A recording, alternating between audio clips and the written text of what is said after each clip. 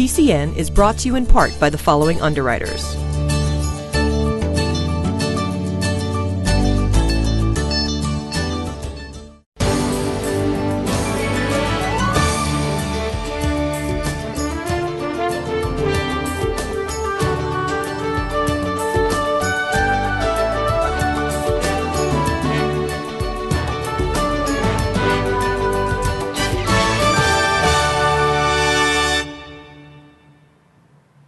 Thanks for joining us for another edition of PACTV Community News. Tonight, we take you to a fundraising recognition party in Plymouth and a science fair in Duxbury. You'll visit a chili cook-off in Kingston and welcome the bee back to the top of Pembroke's Council on Aging building. PACTV Community News brings you to a Hero Awards night and to an event honoring girls. This week, Town Talk comes from Duxbury, and our health and wellness segment brings us information on type 2 diabetes. That and more is seen this week on PACTV Community News. Pembroke Center was quite a buzz this past weekend when the bee was hoisted back to its home on top of the Council on Aging building, which once housed the Pembroke Public Library. Star Young, a 12-year-old Girl Scout, is working on her Silver Award and made it her project to oversee the restoration and raise awareness as to the purpose of this town landmark. Town residents took part in the annual spelling bee at the library to commemorate the restored sculpture, which was first given to the town in 1975. The thing that was wood on it was close to 40 years old, so the eyes and the antenna was young, so we used sign foam and just use the best of what you got. Yeah. So this will last for quite a few years? Oh yeah. Yeah. What's it called before? Well, we're joking around at the shop, you know, be strong, and all that, but it takes a beat. It takes a beat up there. It takes a beating. I was just saying, there's going to be a lot of bad bee jokes today, I think. Yeah. That was Be Strong is a good one, so. Yeah. Well, another one I was telling a friend of mine about this morning, he says, I believe you. Well, the bees are doing great, and, you know, so. Well, and this really, what they'd really like to have up there is something made out, bronze or something like that, some other type of material. We use sign foam. You don't necessarily look at the time involved in it, you know. You got a little love for your community and your town, and if you donate a little time.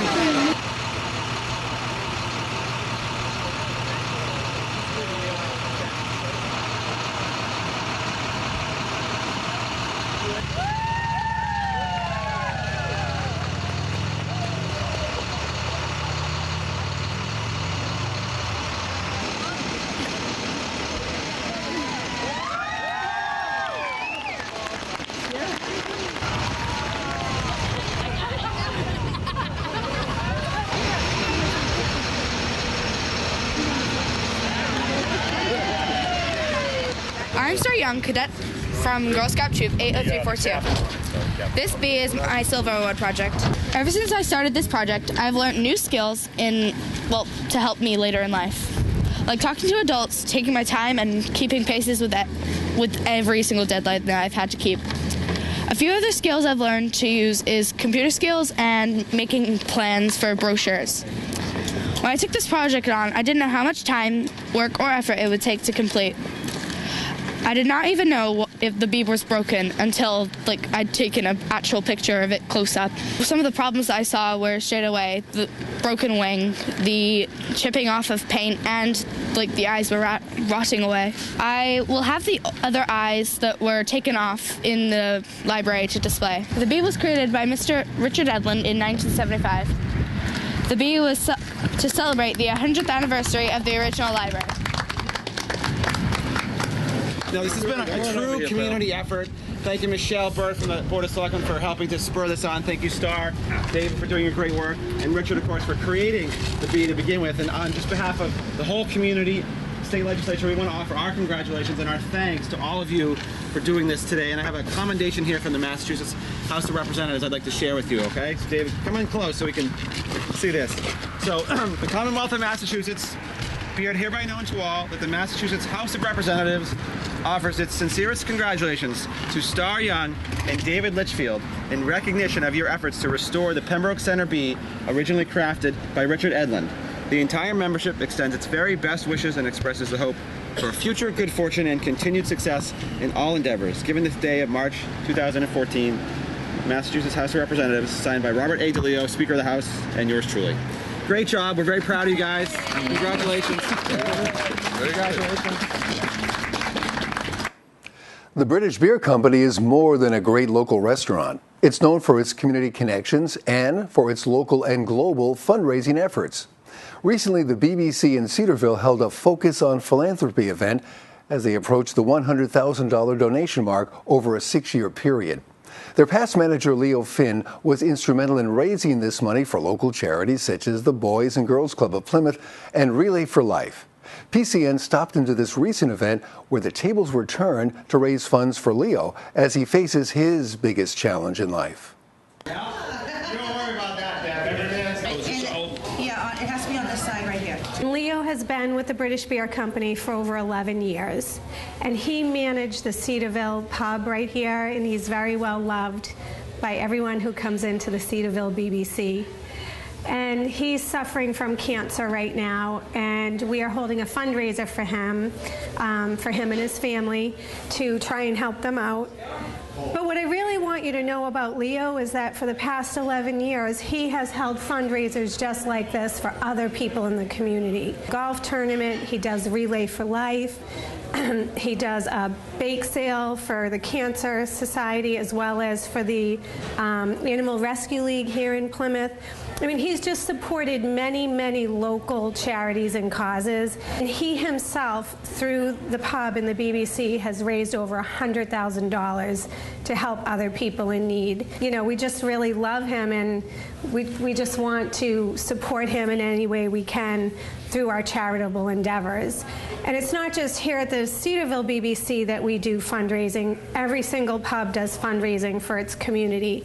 And actually all of the pubs have banded together and done different fundraisers for Leo. So it's a hallmark of the British Beer Company that we can get behind our community and people who are in need, and we can support them with these types of events. It's St. Patty's Day, came by, local bar, have a beer, and just happens we're having a party for Lou as well. Wish him the best, hope everything works out, but we're doing everything we can for the family. You want to do 10, 50, 50, and then 20 for 50, 50? Hi, my in-laws. Leo Finn, our friend that's sick, and we're hoping that he won't be sick no more, but it's a very tough battle for him. I've known him for 12 years that I've lived here. And back at his father's place on the boulevard, Finney's place. And he's like the nicest guy you ever met. Leo's always been an awesome guy, so I've been coming here for 8 years. He's helped me out with benefits, raising funds for everybody. He's always been there for me. He's been there for everybody I've known. Hi, nice guy. We met him here, and Finn to win. Go, Leo. Well, because our customers become like family to us.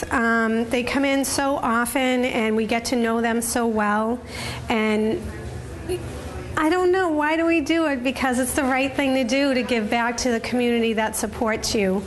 So we're just dedicated to it, and it's important to us to give back to the community that takes care of us in so many ways.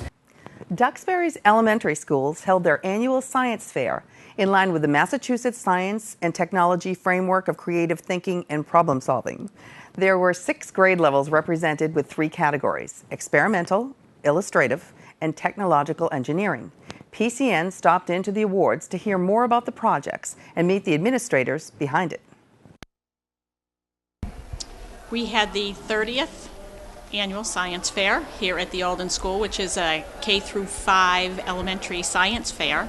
And we had all kinds of wonderful projects of many varieties for the science experiments.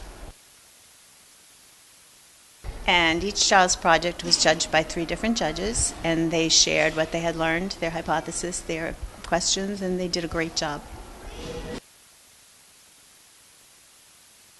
There are 3 different categories: the experimental category, illustrative, and technology engineering category. So when students sign up for the science fair, they choose which category they're going to be in, and then there's a winner for each category for each grade level. In the technology and engineering category, one young man did a report on the Golden Gate Bridge, and he explained all the different bridge types, suspension bridges, and included others, and did a very nice job of talking about why would they have chosen the suspension kind that they chose for the Golden Gate Bridge, and why, like our Powder Point Bridge, beam bridge wouldn't work. And he did a very good job of presenting it all, inspired by his father's recent trip to San Francisco. So the kids get their inspiration from lots of things in their world at the time, and then they, come up with a question they want to answer, and then they go off and do their research to answer that question. We're really proud of all the students who participated. They did a wonderful job, as always, and we had over 200 participants this year, which was a wonderful turnout. Yeah, and we're very grateful for all the volunteers that come out to help us. We have 58 judges today, teachers, administrators, scientists from Battelle Labs, community members all come together. We have NHS, National Honor Society volunteers from the high school that help us run it throughout the day. And we have a wonderful PTA that supports us in countless ways with this science fair, and they come out and make a giant breakfast for all the judges, and they serve food to the families who are waiting for their children, because they oftentimes wait 3 hours to see their children again. The Independence Mall's 9th annual People's Choice Chili Cook-Off to benefit the Rachel Souza Scholarship Fund was held last month, with hundreds of people attending and tasting chili from many different contributors. Proceeds from admission and entry fees go directly to the fund, which awards scholarship money annually to Silver Lake High School students. PCN was there to capture the event.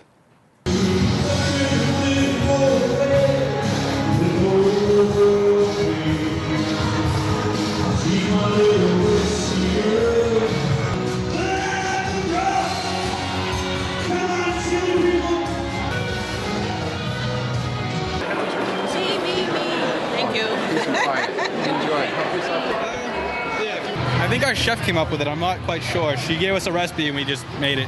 What is the program called at your school? It's just a culinary arts program in Silver Lake High School. We've had a great response. Think you might win? I hope so. So they've sponsored this table for a number of years, and we do it just to have a good time and to help remember the Souzas and help the scholarship fund.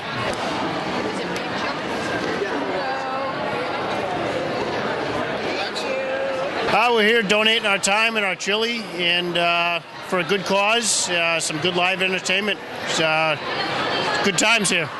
A lot of spices, a lot of different meats. We put a lot of hard work into this chili. Cheese is going to beat the pants off John. Hey, John. I've lost every year I've competed, so I had to change it. So we'll see. If I win today, then I'll tell you what makes my chili good. All right? What's that? Love. It's all love and passion. And fun. Plenty of fun. We come out for a great cause. We have a lot of fun doing what we do. The prep work, serving. It's just a great time year after year. What's your favorite chili so far? Right here. Nice. Good answer, buddy.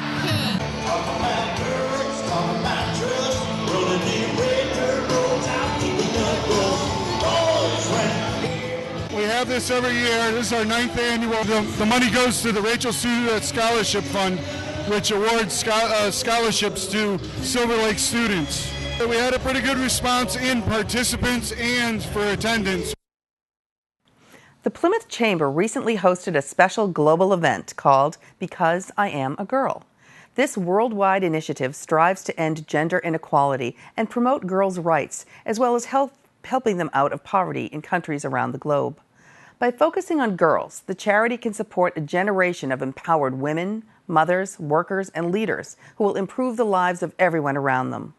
Locally, people can host an awareness night to bring the organization and the mission to light. PCN stopped into this Kingston Women's event to hear more.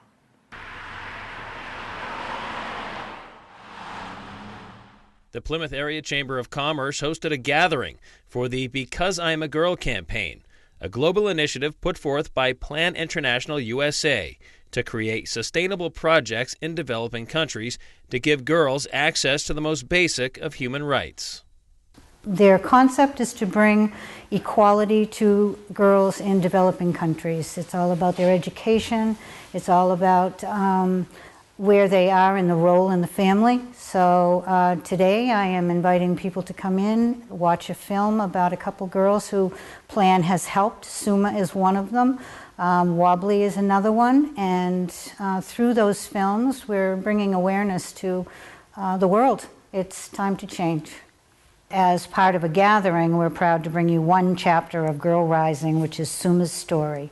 And this story spotlights Suma, a young woman in Nepal who was sold as a calamari, which is a child servant, when she was just 6 years old. A gathering is a fun, easy, and engaging way to help girls in developing countries by participating in great games, watching videos, and having conversations about girl issues. Tonight's gathering is just one of many around the country. It began on March 8th and ends on March 22nd, which is World Water Day. I'm here tonight because Dee invited me, and it sounded like a very interesting opportunity to maybe be of help now that I have a little more time. My husband passed away last month, and I worked with students for many years, so I'm interested to see what the program is all about. The reason that I am doing this tonight is I wanted to make a difference in the world, and you know, you get that thought of how can I do anything, and I came across this, and I know that through this I can bring awareness, and awareness is the first step to change. And so I've always wanted to be the change, and this is how I'm going to do it. Reporting from Plymouth, I'm Brian Sullivan, PACTV Community News. The South Shore Community Action Council is a nonprofit service organization serving the South Shore. They run programs for residents such as income maintenance, emergency assistance, transportation, health, and nutrition education. These critical services are to assist low-income residents in the area. Each year, the council recognizes individuals and organizations that demonstrate extraordinary commitment to fighting poverty and improving the lives of low-income South Shore residents in a local Hero Awards event. For 20 years, the South Shore Community Action Council has held its Local Heroes Awards Night. It's a night to honor and recognize individuals and organizations that truly impact the well-being of more than 30,000 low-income residents on the South Shore, as well as the Cape and Islands. In attendance were several local dignitaries, including Senate President Therese Murray and State Representative Thomas Coulter, just to name a few. Those receiving awards in the evening had their sign-in packets designated with a red sticker. The list included Father Kenneth Overbeck of St. Bonaventure Church in Manomet for his oversight of the parish's new church, Janet LeBurge, owner of Dirty Deeds Dunder Cheap and the Good Deeds Store, Michael Hogan of the AD Makepeace Neighborhood Fund. Joseph Sala of the Sala Foundation was recognized for his support of nonprofit organizations nationwide that strengthen families and communities and help individuals become productive and responsible citizens. We're proud to sponsor with the South Shore Community Action Council. We helped them out last year, and we're happy to help them out again this year. We appreciate what they do, and I'm frankly very humbled by the award.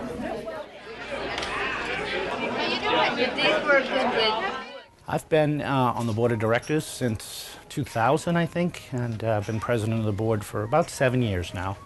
And this is always the highlight of the year for me because I get to give the President's Awards and ham it up a little. But it really is a great time for everybody. Receiving the Leela Ray President's Award for Outstanding Community Service is Dr. Kathleen Babini. It's very nice, and it's very nice to be honored for work that you think is good, and from organizations that just do such good work for our community. To be recognized by someone of that caliber is really special. She's being recognized most notably for her back-to-school food drive, the Step Up for Veterans program, and the Kids Voting program. Years ago when it started, we had a mass affiliation, and they sponsored a local coordinator who would take care of the polls and getting volunteers and getting all that set up in the speeches. And then that affiliation went away. Massachusetts no longer had one, so I picked up that piece. So I had been doing the school piece, and then I've continued, thought the program was so important that we should continue it. So I kind of picked up that community side of it. Despite the snowy conditions early Wednesday morning, the evening's event enjoyed a pretty good turnout. We're very happy, even with a little blizzard, to get here tonight. We've lost a few people that were coming in the shuffle, but actually most of these folks are friends and acquaintances that we've worked with for years or worked parallel with, and so it's a fun night for me to be here. In downtown Plymouth, I'm Brian Sullivan, PACTV Community News. The Arc of Greater Plymouth is a nonprofit committed to providing creative, flexible, and diversified supports for people with developmental disabilities and their families. They provide services for over 500 individuals and over 1,000 families on the South Shore. On Saturday, April 12th, they are holding a fundraising concert with the Plymouth Philharmonic and a conductor, Stephen Carriodonis, at Memorial Hall in Plymouth at 7 p.m. The guest at this concert will be Ronan Tynan, one of the original Irish tenors. Tickets can be purchased at brownpapertickets.com. Proceeds benefit the Arc of Greater Plymouth, and a portion of proceeds will purchase accessible playground equipment for the town of Plymouth. Our health and wellness segment comes from a new contributor, FitWorks, out of Pembroke. They bring us information tonight on type 2 diabetes.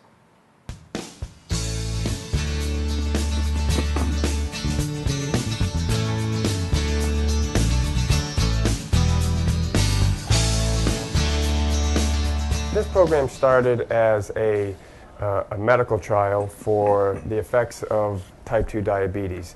And we had 25 patients with us from Granite Medical in Quincy. Dr. Drew helped us have these people come in and see what we could do to the effects of their A1C levels. This is blood sugar levels. Dr. Drew was working closely with us to see what we could do to the effects of type 2 diabetics' A1C levels. The effects of strength training, specifically building muscle in the body, not cardiovascular, not nutrition, but building overall muscle, full body workouts, specifically designed to have the glucose no place to run. I happen to have type 1 diabetes. I'd like to tell you a little bit more about type 2, which is reaching almost epidemic proportions in this country. It's a disease that's brought on by behavior, and we used to see it only in adults. Now we're seeing it in children as well. And it's a very dangerous disease. It can shorten your lifespan and cause complications including heart disease, stroke, amputation because of circulation issues, and just lifestyle issues as well.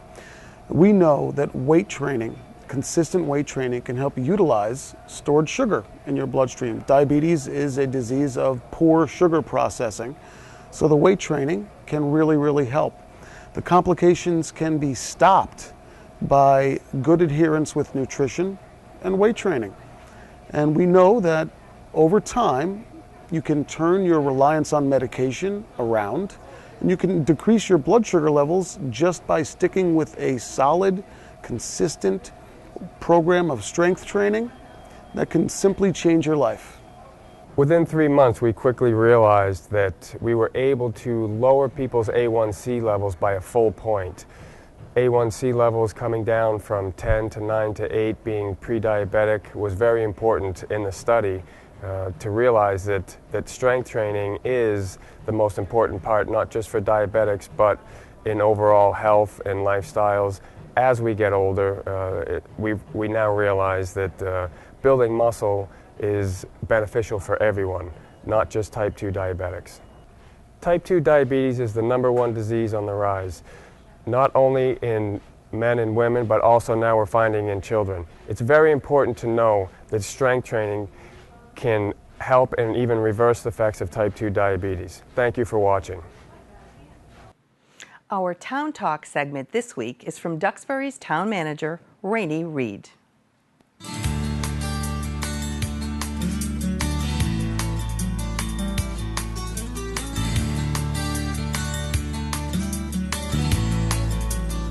Hi there, I'm Rainey Reed, the town manager for the town of Duxbury. It's the middle of March and we have recently concluded our town meeting, which originally began on the 8th of March, and we concluded the town's business on Monday, March 10th. We had an excellent turnout, we covered a lot of ground, and we have approved our budgets for the operating and capital budgets for FY15, so we're very excited about moving forward in the coming year. Additionally, We had a recent election, and our longtime town clerk, Nancy Oates, will be retiring at the end of this month. And after 31 years of service, we are certainly most appreciative of Nancy's years of service to the town, and we wish her a long, happy, and healthy retirement. As a result of Nancy's announcement to retire, we had a election for the town clerk position, and Susan Kelly was the winner of that election. She will begin work at the end of the month of March, and we're excited to have her start, and we wish her all the best. Also, beach and transfer station stickers have gone on sale. They started selling those on Monday, March 17th, and we are offering a new online program, and if you visit the town's website, you'll be able to purchase your stickers online this year.